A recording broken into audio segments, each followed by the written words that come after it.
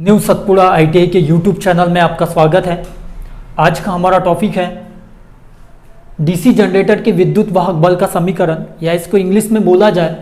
तो EMF equation of DC generator.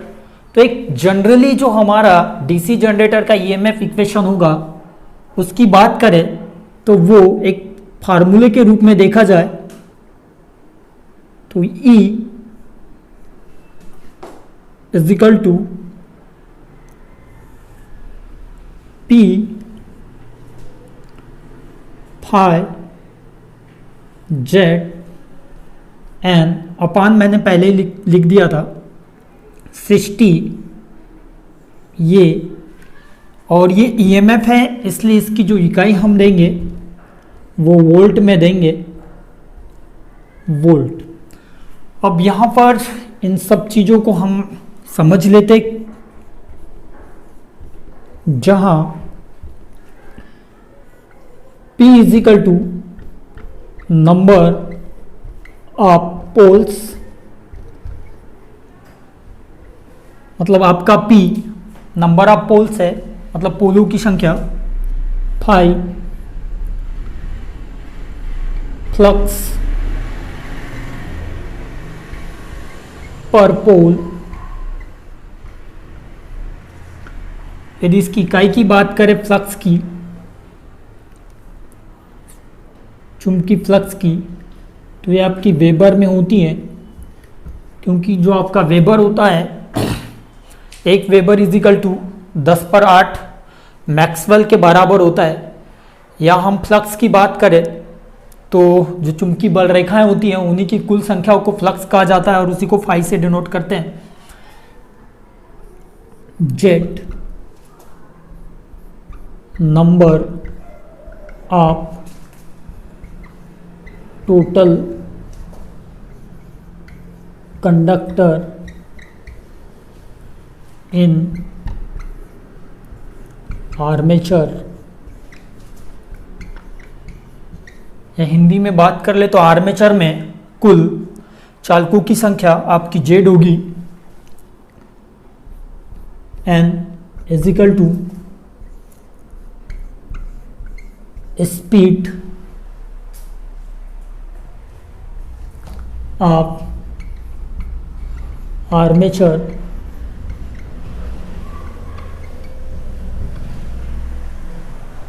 इसकी यदि हम इकाई की बात करें स्पीड की तो हम आरपीएम में इसको लेते हैं,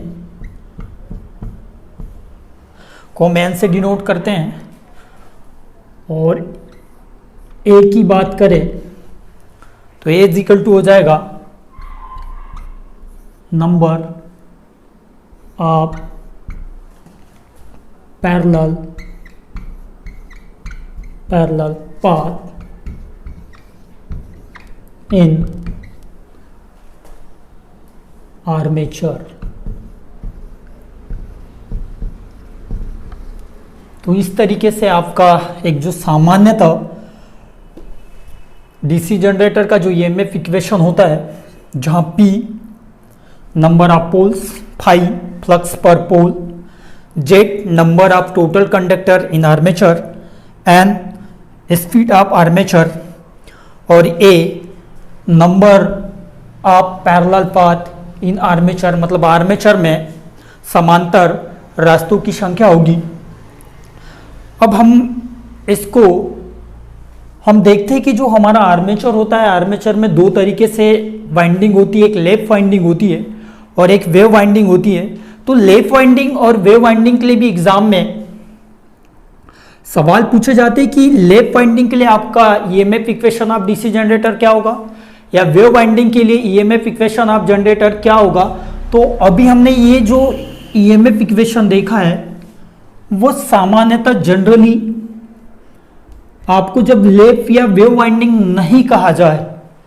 सवाल में, तब आपको ये वाला ऑप्शन पर टिक लगाना है जब आपको कभी सवाल आ जाए। तो हम अब नेक्स्ट वाला जो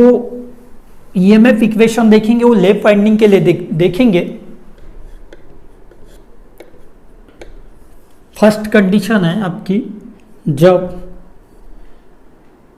आर्मेचर लेफ्ट बाउंड हो लेफ्ट बाउंड हो, उस कंडीशन में जब आर्मेचर लेफ्ट बाउंड हो, उस कंडीशन में जनरेटर का, डीसी जनरेटर का ईएमएफ इक्वेशन हो जाएगा E इजिकल टू, हम इसके सामान्य तो पहले बात कर लेते हैं जनरेटर इक्वेशन की,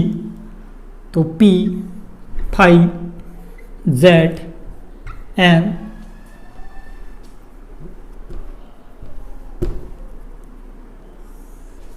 अपॉन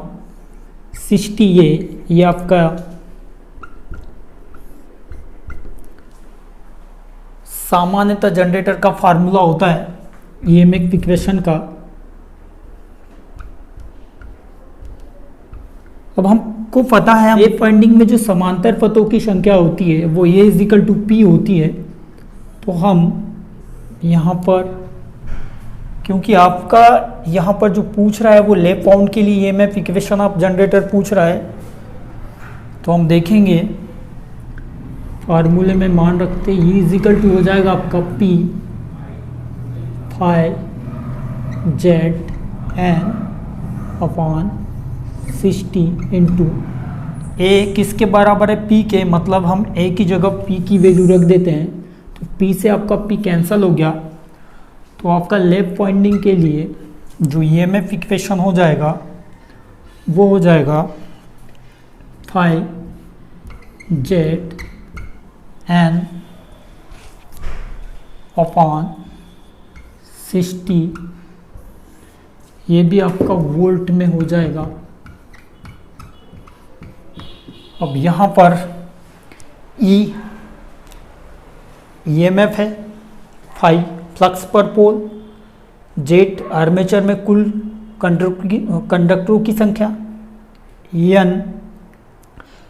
आर्मेचर की घूमने की गति और अपॉन 60। हम दूसरे सेकेंड जो आर्मेचर में जो दूसरी वाइंडिंग होती है उसके लिए यदि आपको जनरेटर का, डीसी जनरेटर का ईएमएफ पूछा जाए इक्वेशन समीकरण, तो वो उसके लिए क्या होगा, तो देख लेते हैं। आपका आर्मेचर यदि वेव बाउंड है, वेव बाउंड है, मतलब आपके आर्मेचर पर वेव वाइंडिंग की हुई है, उस कंडीशन में हम लोगों ने देखा ये आपका एक सामान्यतः डीसी जनरेटर का ईएमएफ इक्वेशन है। तो हम लोगों ने वेव वाइंडिंग में देखा था कि जो ए इजिकल टू होता है वो केवल 1/2 होता है, मतलब जो नंबर ऑफ पैरेलल पाथ होता है वो वेव वाइंडिंग के लिए केवल 2 होता है। तो इस फार्मूले में हम यदि मान पुट अप करते हैं तो हम लोग देखेंगे P phi Z N upon 60, इस ए किसकी बराबर है 2 के, तो इस ए की जगह हम 2 रख देंगे, तो आगे आपको जो फार्मूला मिलेगा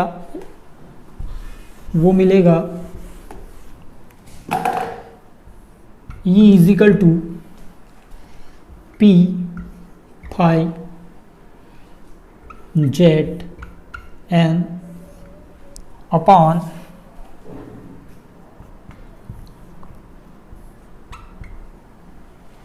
60 को गुणा 2 में करेंगे तो 120, ये भी आपका वोल्ट में होगा। तो इस तरीके से आपको डीसी जनरेटर की ईएमएफ इक्वेशन के फॉर्मूले 3 समझ में आए हैं। तो इस तरीके से 3 फार्मूले आपको जनरली पूछे जाते हैं। इसके जो सवाल होंगे वो कल हम नेक्स्ट वीडियो में देखेंगे। धन्यवाद।